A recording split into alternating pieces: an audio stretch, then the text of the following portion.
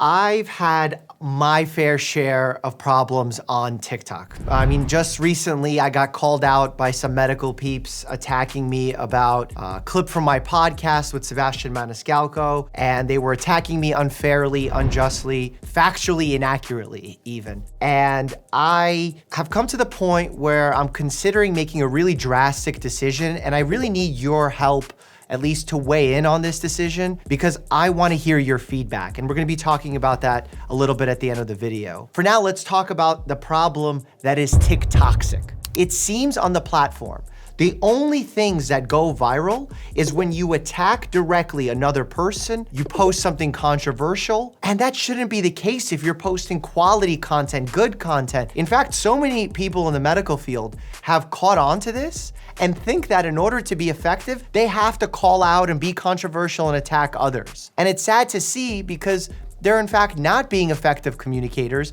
despite getting more views, because the viewers that they're getting are just angry people who are there for the controversy and not for the learning. I have a lot of issues on that, and I have actually a whole podcast coming soon with two scientists discussing this, so make sure you're following the Checkup podcast because we're gonna be discussing the ins and outs of all this controversy. But today, what I wanna talk about is this video, which is a clip of Dr. Rajan speaking on a podcast, and I need to address it because so many people have sent it to me and have been mad and sound mad and want me to be mad. And I actually am mad, but probably not for the reasons that they think I would be mad. CPR is not very successful. Really? Sometimes single digits of success. Oh shit, okay. It's not like, oh, that person's dead, boom, boom, boom, back to life. Oh snap. It's higher in people who are fit and healthy and are young. Sports person who collapses on a pitch, we've seen loads of footballers over the years have that. They have immediate CPR and they're back. Christian Eriksen's an example. Hollywood has made all these myths. The average person in hospital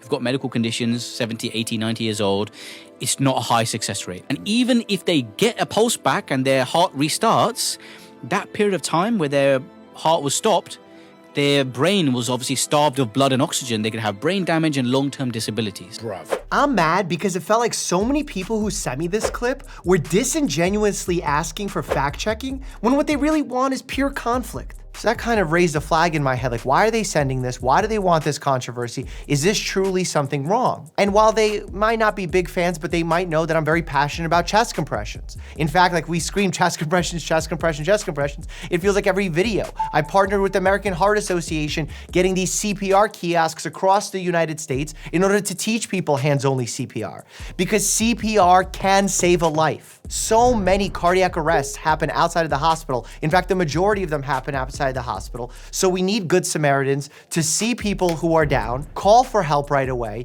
see that this person's not breathing and is pulseless, and to start doing hands-only CPR, pushing hard and fast in the center of their chest. I'm incredibly passionate about this. So when I see someone sending me a video saying that CPR is not good or something negative about CPR, of course I'm triggered. That's the natural response. But then what you gotta do is look for the context, the nuance. As Jonathan Haidt said on this channel, if you want a superpower that very few of your peers have, it is nuance. I then did what everyone should really be doing and watched the full clip of this podcast to get nuance and context. I was thinking about this recently. So, you know, in hospital, when we got something called a DNR form, do not resuscitate form. Oh, right? okay, yeah. So what that means is basically if you sign that form saying that you do not want to be resuscitated, that means if you have a cardiac arrest, your heart stops, you don't want someone to do chest compressions and do CPR and bring you back from the brink, right?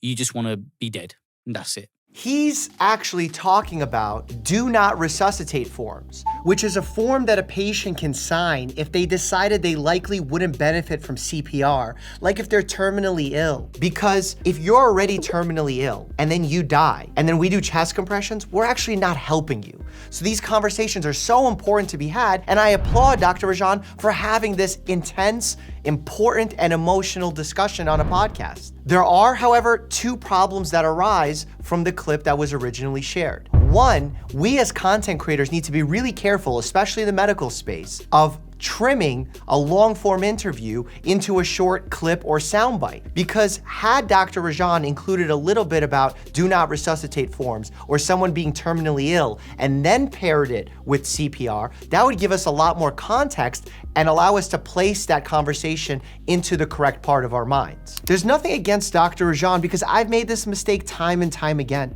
In fact, everything he said in that clip is factually accurate, and many misinterpreted his message as CPR is useless, which is not what he said. Second, it's easy to get triggered by content, but it's even more important to pause when you're triggered and do the work and check the nuance and the context of the clip, where it's coming from, what else was said, before you get very upset. The people who sent me this clip did not look for that nuance. They did not look for that context. They saw the video, they had their emotional reaction, they sent it to me, wanting me to have an emotional reaction and attack Dr. Rajan, but that's not gonna happen because we in the medical community need more unity. We need to come together to battle misinformation, not attack one another when perhaps we didn't cut something in the most perfect way, because these are mistakes that are gonna happen, especially to us doctors who have never been trained well in communication to start with. But this brings me to the point where I need your help. Over the last few weeks, experiencing everything I've experienced, observing everything I've observed, seeing that the federal government has banned TikTok on devices, that certain universities are banning the app. The University of Texas in Austin joining a growing list of schools blocking TikTok on campus Wi-Fi networks. That it's being put to a vote to potentially ban TikTok altogether in the United States, knowing that China, the parent company of TikTok, puts out a different form of TikTok for its Chinese users because they want to clean it up and make it more educational. Knowing all of this and then seeing how all this is playing out, I've considered leaving the app. And I want to ask you what you think about my decision if I do choose to leave. Even as early as 2017, I was saying that the absence of good quality evidence-based physicians and other healthcare professionals on social media has created an uprising in misinformation.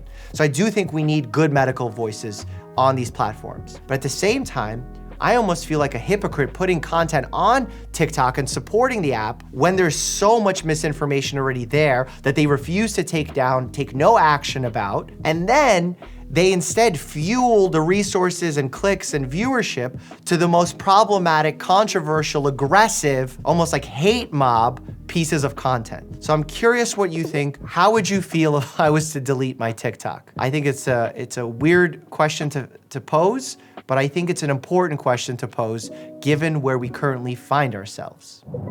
To show that I support Dr. Rajan, I've actually linked his channel down below where he myth busts and actually does the fact checking of all of these pseudo medical videos on TikTok. Really applaud him for doing that. Check out that content and click here for my medical debunking videos of the biggest scams of TikTok products that you can buy. Click here to check that out. And as always, stay happy and healthy.